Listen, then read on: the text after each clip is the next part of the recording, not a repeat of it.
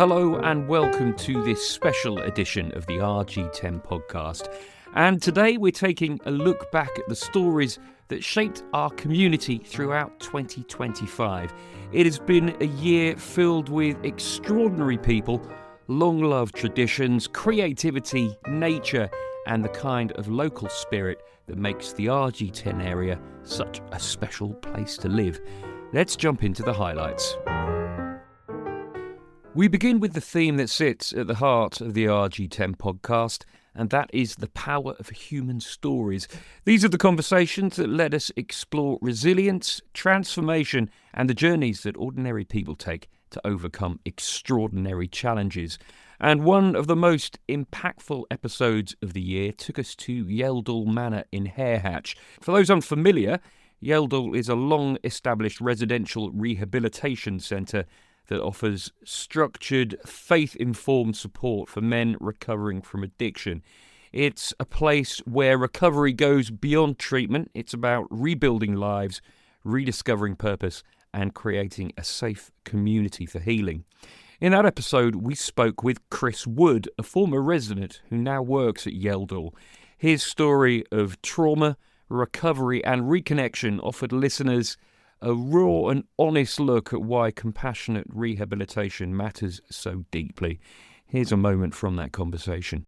Everybody comes from incredibly different backgrounds. The themes that drive us into addiction or make us pick up substances to deal with those problems, it's a kind of instant solution or it's a self-medicating, tend to be the same. So shame, guilt, rejection, abuse.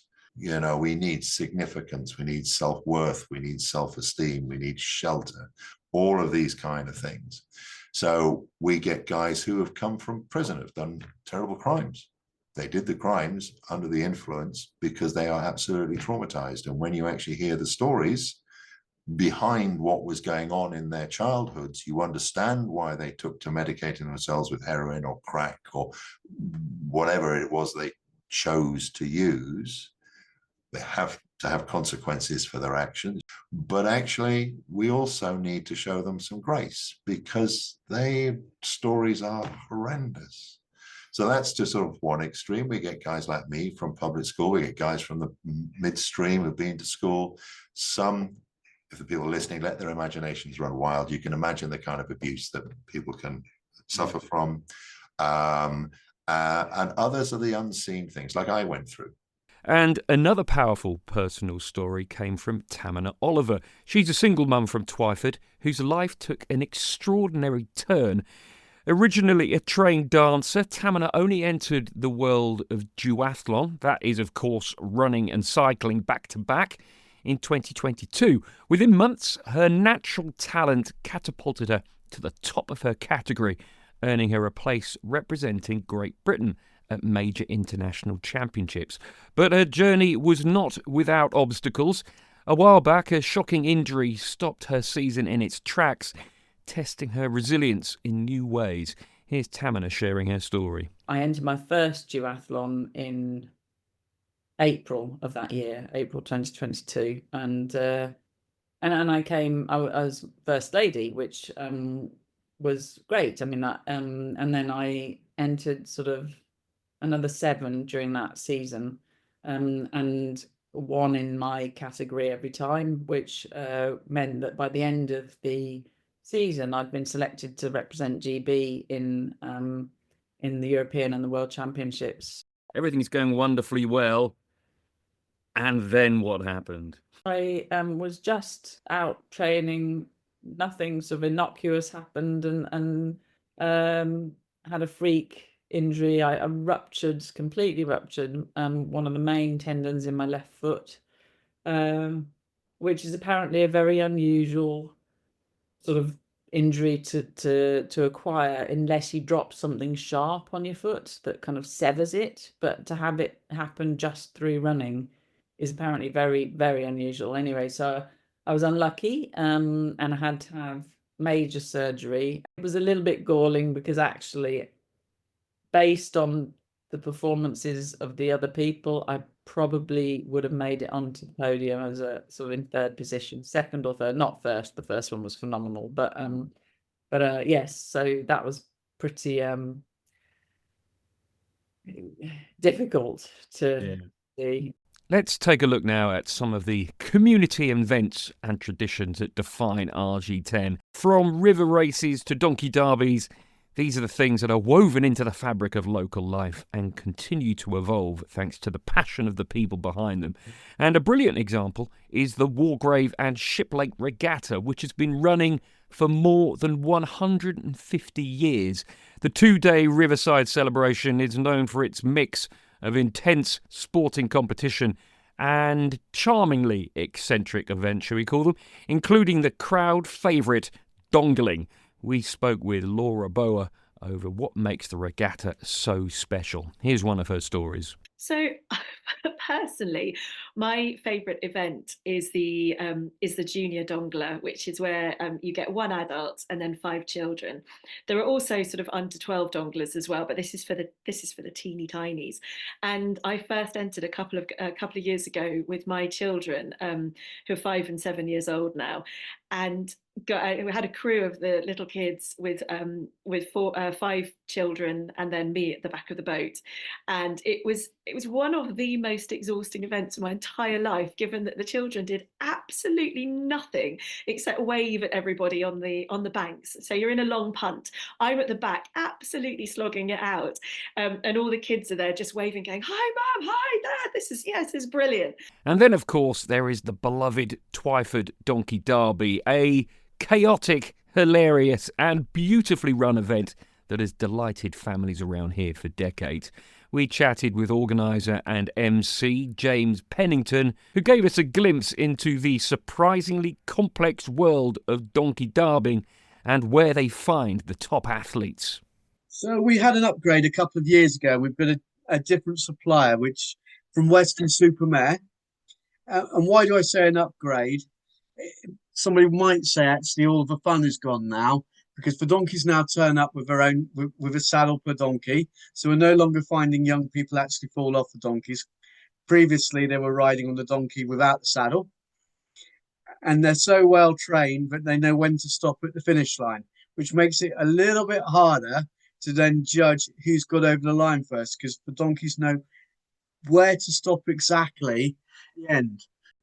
The arts scene across the RG10 region continue to flourish in 2025, from festivals to open studios to emerging talent stepping into the spotlight.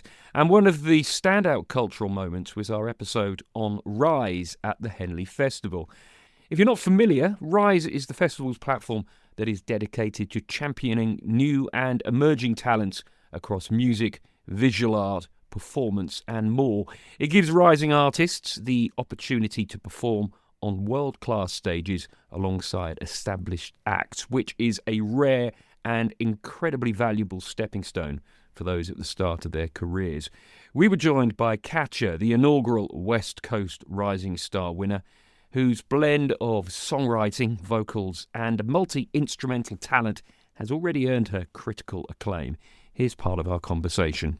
There are only so many kind of opportunities around, and it can be quite hard when you're like at the beginning stages to kind of get recognition and get those opportunities that can help you move forward. So I think something like Rise is really helpful for artists at like that level, where just having kind of people who are kind of giving you that platform to share what you've made with a wider audience. And so that was really cool, and I just wanted to be part of Rise initially, just like to be able to perform at Henley, and then getting the Rising Star Award, that was really cool. And then I got to also do some interviews and things like that, which was also great for my experience and to get to more exposure. We then immersed ourselves in the colourful world of the Henley Arts Trail, where more than 280 artists open their studios to the public across 30 venues.